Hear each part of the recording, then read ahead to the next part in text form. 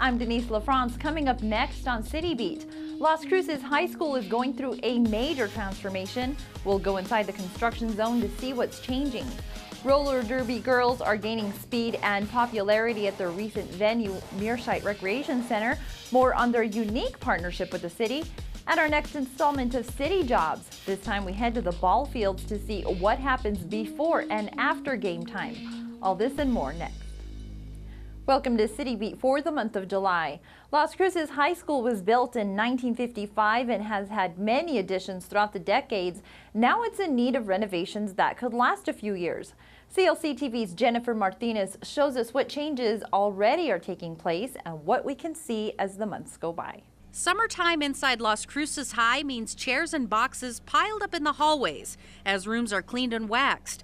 But this summer has a little more in store.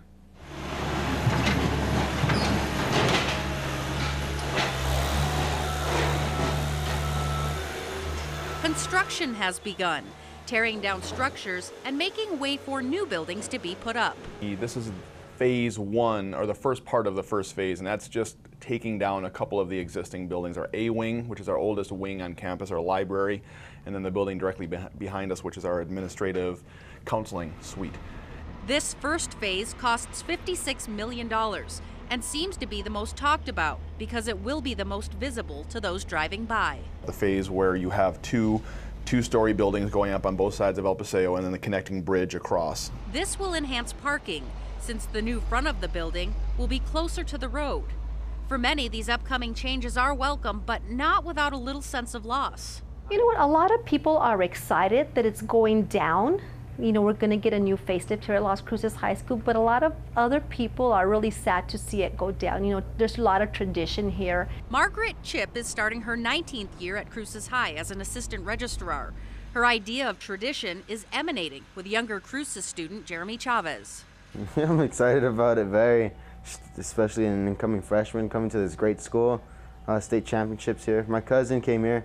Good, he's going over to Pima for college, so it'd be good to carry on the tradition to come here. He admits he is concerned about the construction affecting his concentration while in class, but says it's the oldest school in the city and could stand to be updated. Yeah, see, it'd be nice to have some newer stuff. These buildings are kind of old.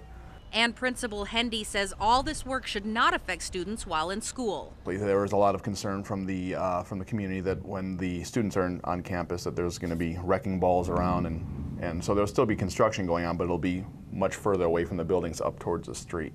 Here are a couple of glances of the new proposed campus. Look at all the areas in blue. As you can see, the full front of the school is changing. If buildings are not being torn down and replaced, they will be renovated.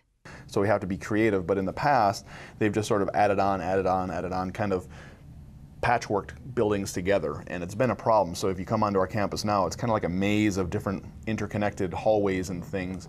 And everyone has their own idea of what the future of Las Cruces High will look like. The guidance office, we have all of our pictures. A lot of people come through here and look at their pictures and say, oh, I graduated this year, I graduated that year. But you know, we'll have a brand new building, we can have the pictures go up somewhere else and they're going to say, hey, you know what, we used to be there, but now this is a new Las Cruces High School, new tradition. I'm kind of excited about it. I mean, they should have just kept old buildings, but it's okay. Just build a new auxiliary gym so you add more sports on to the school.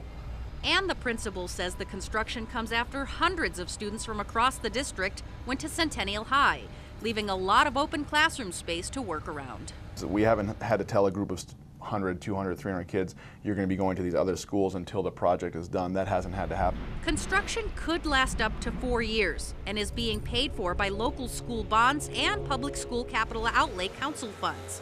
For City Beat, I'm Jennifer Martinez. Thank you, Jennifer. We will have periodic updates on the changes on the Cruces High School campus here on City Beat. One of the fastest growing full contact sports for women is roller derby. One roller derby league has worked out an interesting partnership with the city of Las Cruces. Media production specialist Dominic Aragon shows us how both benefit.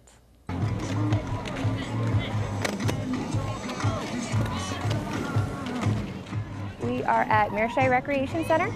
We are in the concrete slab behind the building right here off of Hadley. Oh, this spot is absolutely beautiful. They've been really great to us. I mean, we have a nice clean rink behind us. We get to skate outside, which, you know, you kind of feel like you're flying when that happens. And it's a place for our nonprofit to grow and thrive right now. And it's a place for us to fulfill our dreams as roller girls.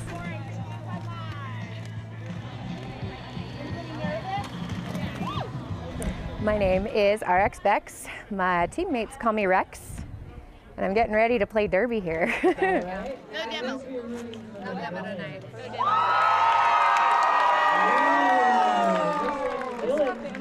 Tonight we've split our entire league into 2 teams evenly, and we are the superheroes versus the villains. Tonight I'm a superhero. Number 2916, Snapback Dog. Number 333, it's the one and only Captain Howdy. There's one left.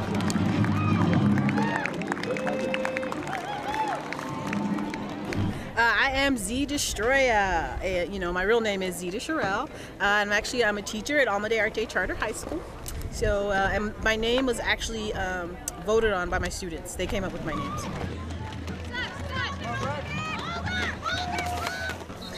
Initially, it was for exercise, just to get up, you know, moving, because I hate exercise. I think it's really boring. And I thought this might be something that I could get into. And at first, I wasn't too sure, and then I played my first game, and I was hooked. So I've been in it for about 2.5 years now. I just like seeing women of all different shapes and sizes being out here doing something positive, starting to feel good about themselves, feeling empowered, you know, and really working hard to do something that they love.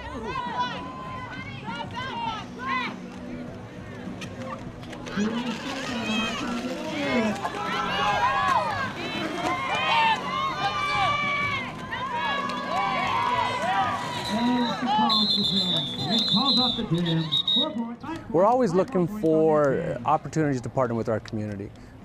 We always want to send that message that we're here for our community, and we stay current to what our community and the trends that our community are active in, that we're vested in, if you will. It addresses a need of one of our community that has, not everybody plays traditional sports, if you will. It's not a basketball league, it's not a football league, it's not a, you know, a baseball league. There are other sports out there, there are other leisure activities out there, and this is a great example of what a community and the city of Las Cruces can partner and offer to our community to show, look, there's other things out there to be healthy and promote, you know, an active lifestyle.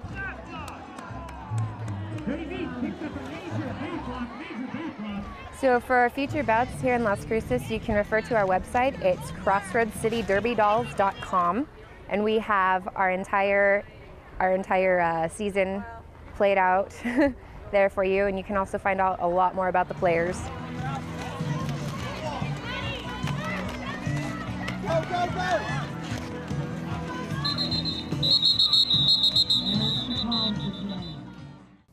Thanks, Dominic. The city of Las Cruces will once again participate in National Night Out. The program is designed to heighten crime and drug prevention awareness, generate support and participation in local anti-crime efforts, strengthen neighborhood spirit in police and community partnerships, all while sending a message to criminals that neighborhoods are designed to fight back. National Night Out is scheduled for August 6th from 6 p.m. to 9 p.m. in downtown Las Cruces. And one of Las Cruces' first engine-powered fire trucks, named Lizzie, has been moved from her long-standing location at Klein Park. A flatbed tow truck took Lizzie on May 31st to her temporary location at the city's fleet services for inspection and review. The truck had several areas of rust and exposed jagged metal that could have been a risk for children who played at the park. A new home for Lizzie will be determined after her evaluation. It's a hard day's work, but someone has to do it. The folks at the Las Cruces athletic fields get up early and get a lot done before most people even wake up. In this month's City Jobs, we tag along for field cleaning and preparation for a fun night out at the ball fields. Hello, I'm Jennifer Martinez. In this episode of City Jobs, we're talking with the people who are responsible for the upkeep of the athletic ball fields. That includes the baseball fields, the football fields, and the soccer fields. There is a lot that goes into the upkeep, and today we're going to learn about it.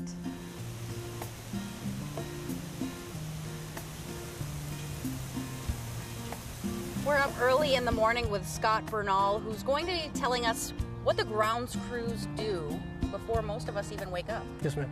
What's the first thing you do when you get out here to the field? When we first get out into the field, what we try to do is prep it by filling in any holes that are dug out by the players. Most of the damage is done right in front of the pitching rubber and in the batter's boxes where the players like to dig in to get footing. And so basically we just start off by raking everything in, smoothing out any big holes so nobody gets injured, as they play and whatnot. And then basically from that point we move on to the other sets of the field that are broken up. Okay, we have a couple of rakes, so show me what you do. All right. Well, we're going to start off just by bringing in a lot of the dirt from the outer edge and just filling in, smoothing over. This isn't something that typically takes a long time to do, is it? Right here. On average, we could probably from start to finish do a field in about 20 minutes. And that's with how many people? Just one or two? Or actually a couple of us. One of us usually comes out and starts. We'll come ahead of time. One of us will do the filling in of the holes, run the water and drag it, and then right behind us another two will come, and they're the ones that chalk and line the field for us. After the pitcher's mound and batter's box are raked and smooth, it's time to wet the field and prepare it for dragging. This is the electrical room at Paws Park where you don't have to go out and hold a hose to turn the water on. It's just pretty easy, right? Correct. Tell me what you do. Basically, we have a sprinkler system set up to water the fields for us, so we just have to come in here and manually turn it on with the sprinkler system, and it'll water the fields for us. So we just turn it off and on from in here. All right, let's open it up and see what we have here. Just a couple of switches, right? Yes, just a few How switches. do you know? Basically, irrigation handles all of this. The only things we have to deal with are these 4 switches down here. Each one of these little switches controls one of the fields that we're working on. So this one right down here is field 1. That's the one that we're working on right now, so that's the one we'll turn on. A lot of these other switches we don't have to mess with because they are on automatic timers, which waters the grass and everything else. All right, so just flip the switch. This the next one up. This one? Yes. To the, all right. And red light turned on, so it's on. The field is given one go around by the sprinkler, wetting the dirt just enough to be dragged.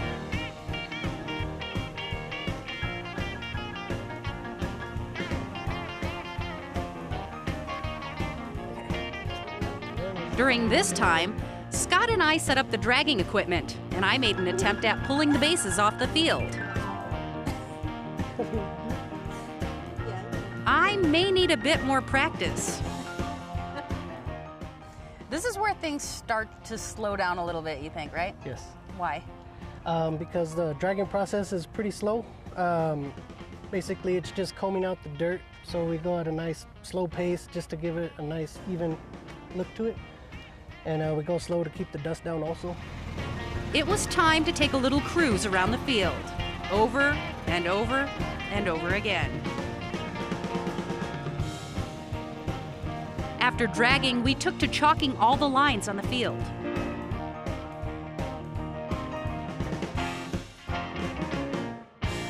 Now it's time to give this field a little trim off the top.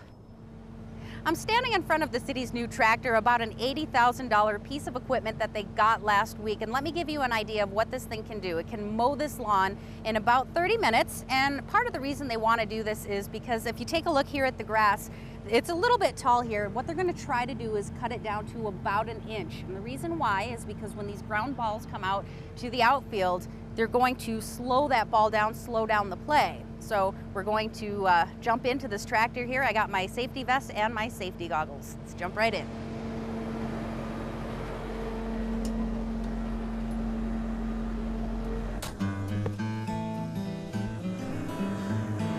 I have to say it is actually pretty intimidating driving this large of a mower around. It's well air conditioned and pretty fun to drive though. This machine is able to get the whole field cut down fairly quickly with a professional handler. Needless to say, I took a little longer than fairly quickly. Now that we have the field looking nice and new, we need to move on to the trash pickup, and there is a lot to pick up. This part of it is cleanup. We have games last night.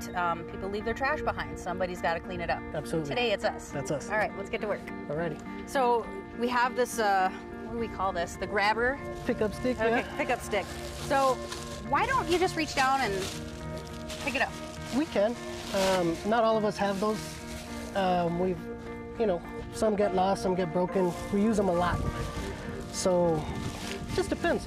We do usually go down and pick up trash, or we have a rake and we'll just rake everything into a pile, maybe shovel it up, try to help make the job a little easier. There's a lot of work here too, so I could see where after a while your back would hurt from leaning over each time to pick up this one little lollipop wrapper. Exactly. Right? What do you feel about seeing this trash here? Do you kind of get the sense that maybe people don't appreciate having these parks available to them? It could kind of feel like that, but at the same time, not necessarily all people. It might be a few kids, maybe, that don't know any better yet. Can't just blame it all on just that they don't appreciate it. So you think maybe it starts with the parents encouraging their kids, hey, use the trash can, there's plenty of them out here. Absolutely.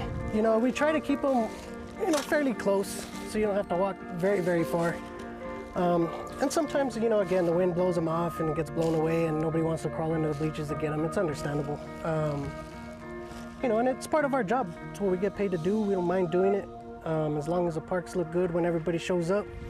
And I bet you get a good sense of pride after all is said and done here. Everything looks clean. You did that. You contributed to that cleanliness. Definitely.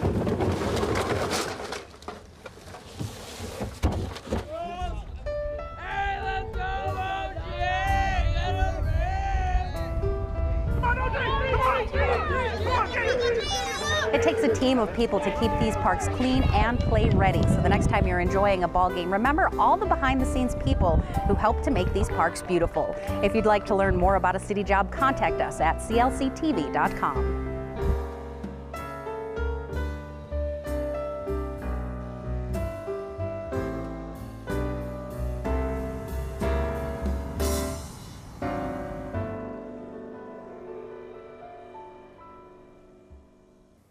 Las Cruces continues to rank as New Mexico's second largest city and just recently reached 100,000 in population. So what does that mean for Las Cruces now and in the future?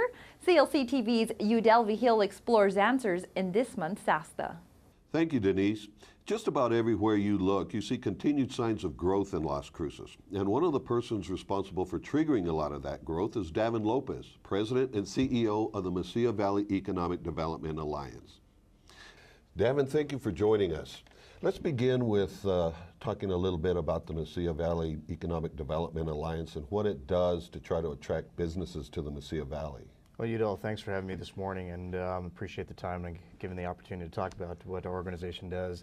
Basically, the Mesilla Valley Economic Development Alliance, we are an economic development organization. We're supported by both the city of Las Cruces and Doña Ana County, as well as 90 private sector businesses in the region that really believe in economic development and what our mission entails. Our mission specifically entails that we go after trying to create an environment in the region where it's attractive for economic-based industry to grow to. And I get the question all the time, what is economic base? And sometimes we have to explain what it isn't. And really what it isn't is we're not necessarily going after trying to market to recruit and bring in retailers or hospitality. Service-based businesses are businesses that grow as a result of growing demographics in a community. What we go after is the base, and what that means is it's companies who are going to be producing either a product, value-added product, or a service that can then be exported outside of the economy. And the reason we do that is because when you look at exporting a product or a service that brings new dollar flow back into the economy, which then grows the economic pie, so that there's more spending that takes place on those service industries that already exist here. Are there certain types of industries or businesses that you are more attractive to you that you would like to see come to this area? Well, absolutely. I think some of our goals are to build upon the current assets, unique assets that we have in the region. And our second goal, ancillary goal to that, is to try to bring up the overall economic benefits of the types of jobs that are here, meaning higher wage jobs, hopefully higher technology, higher technically skilled positions. In that manner, we look at our assets first, and we look at the assets we have around the region, and that's really what we cater to. So when you look at, like, let's say down south in Santa Teresa and Sunland Park area, we have a $500 million Union Pacific project taking place. Right. That is getting a lot of attention by industry in terms of the logistics and warehousing. And it's, quite frankly, it's one of those types of infrastructure assets and logistical assets that's unique to an entire region. So we're not, when we look at these assets, we're not necessarily competing solely on incentives or solely on tax policy, which is critical, but we're not competing solely on that. We're actually providing a unique asset that an industry actually needs to flourish their operation. Other industries we look at, and really looking at our unique assets of the area, we look at our aerospace. I mean, I think we have some of the most dynamic and diverse aerospace, or should I say airspace in the country. Everything from what you can do at White Sands Missile Range, what you can do with Spaceport America in terms of commercial space flights. And a lot of people don't realize what we have in our backyard. Here at the Las Cruces Airport, we have the Flight Test Center, which today is the only place in the country where a company can test unmanned air vehicles or unmanned air systems in the public airspace. So those three areas combined provide a very unique asset that you can't find in other parts of the country. And so therefore, we are marketing to the UAV, unmanned air vehicle industry, to commercial aerospace, as well as to support what's happening at White Sands Missile Range and their continued operations. Aside from that, we've seen some opportunities in, I would say, value-added agriculture. Maybe not your traditional agriculture, but for example, biomass. We've seen the success of Sapphire Energy growing not only just in Las Cruces, but in the county next door. And we think with some of the technological support that the university provides in biomass, and especially algae, that we have an opportunity to help grow that industry. So those are just three targeted areas that we look at, and there's about a handful of others that we try to attract to the region. All right, Devin, you mentioned some of the assets that already exist in this area. We've got White Sands Missile Range, we've got New Mexico State University. What other things can we do here to make us, meaning Las Cruces and this area, more attractive to industries? Well, it's interesting, and I get that question quite a bit, and it really depends on the type of industries you're going after. One of the things that I think we need to do here a better job in, not only Las Cruces, but really throughout the entire state of New Mexico, is I think there's a desire to have, and as I mentioned earlier, we want to get to higher technical skilled positions. But quite frankly, companies, both large and small to startups, they need supporting assets, or they need assets to help grow their own industries and be successful in any area. One of the things at the very, very base that we need to really accomplish, both as a region as a state, is make sure that we're bringing those technical skill sets up amongst all the workforce that's out there. And that's just something that's going to take time to do, but it's going to take a direction from the state and investment from the state to make that happen. If we're competing for those jobs and those high wage jobs, well, we're competing not only against the different parts of the U.S., but really we're competing on a global level today. So that's the basis of what needs to take place. But to remain competitive in other areas as well, like for startups, we need supporting assets like more capital looking at the area that supports these businesses as they need to grow. That could be risk capital like equity capital, and different modes of debt capital that companies can tap into. One of the things we run into all the time is we'll be traveling, we'll meet a company that's maybe a successful startup, second stage, and we hear this a lot, and they'll say, we took this meeting with you because our business kind of started in New Mexico. And when you probe a little bit more, you find out, well, they found a technology, whether at the laboratories or maybe they did some testing at at White Sands, one of the other military bases. But when they actually built the business, they built it somewhere else. And that's because the supporting assets were there, access to capital, access to management talent that knows how to take a company from first stage to second stage. These are critical building blocks that we need to start creating locally here in the economy. And in the fact that Las Cruces now is at 100,000 population, does that make any difference? Does that make us more attractive? People seem to think it's a magic number and boom, we hit 100,000 and all of a sudden more eyes are going to be looking our way. Is that just a myth? To some degree. I mean, and let me state kind of from two sides. From what we do in terms of economic-based businesses, obviously, when we get into a higher population range, and that magic number, you know, it's like a magic number 10, just hitting that round number, 100,000 is important. Then you have the next one is about 250,000, 500,000, and then 1 million. So these are kind of the building blocks that get us more looks. At the end of the day, although it gets us more looks, we always have to make sure we have a large enough population base that support that illustrates a ready, willing workforce and skilled workforce for these companies that are going forward. So it gives us something to talk about. It's not the magic. It isn't the magic key in terms of economic-based businesses. However, retail, it's a different subject matter. The way retail chains start looking at where they will expand over the next 3-5 years, 100,000 does become a magic number because they'll look at criteria that they have. We need a minimum population of 100,000. A minimum average wage of this or median wage of this and such forth. So there's a few other parameters that they'll look at, but 100,000 does start getting us more look. And I think that's why we've seen like Genghis Grill and Dunkin' Donuts now starting to open up in the area. Okay, Devin, you mentioned some of the restaurants that have come into town, Dunkin' Donuts, Genghis Grill, Panda Express. And I know you get this question a lot.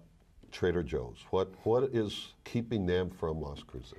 You know, I think outside of red or green, that's the most popular question here in Las Cruces. You know, I have not looked at what their specific demographic parameters are, and I believe it's probably any commercial broker here in town would probably know what those parameters are. What I believe, though, however, is we probably do not show quite yet enough full net disposable income in the area for Trader Joe's. And, you know, that'll come over time. There's a couple of ways to do it. I mean, either you let the demographics illustrate the opportunity for that, or to get on the map for someone like a Trader Joe's, and that means higher income levels, higher population. I believe we have the population because there is one in Santa Fe. However, we probably don't have the income levels that are showing support for it. But there's other ways to do it. I mean, there's ways to look at like-type spending on certain types of businesses in the area, and if you can pull out what that spending looks like and the success of those stores already in the area, that's probably a message that can be taken back to someone like a Trader Joe's to consider the region. So I don't think we're far from it, but I do know they're looking at the income levels of the region. Well, I guess we'll keep our fingers crossed on that one. In the meantime, we have red or green. Yeah, that's right. Dammit, thank you so much Dale. for joining Appreciate us. it. It was very informative. Thank you. Thank you. Denise, back to you. The city of Las Cruces is always looking to add play space for residents and guests. In our City Minute, a new park is open to the public. Paseo de Oñate is a 10-acre park located south of Loman Avenue and next to Paseo de Oñate. It features an open space and trail system, as well as climbing rocks, playground, and picnic shelter. Music in the Park continues during the month of July. The July 7th and 14th performances will take place at Klein Park. On July 7th, you can hear Juntos Unidos with their cumbia music and mariachi with Mariachi Espuelas de Plata. The July 21st and 28th performances move to Apodaca Park on Madrid Avenue. Those bands will feature rock, blues, western, and folk-style music styles. All performances begin at 6 p.m. For a full list of Music in the Park bands and locations, visit las-cruces.org. That's it for this episode of City Beat. Remember to tune in for live City Council meetings right here Mondays at 1 p.m. Plus, you can view all archived meetings and CLC TV programs anytime on clctv.com. Thanks for joining us. I'm Denise LaFrance.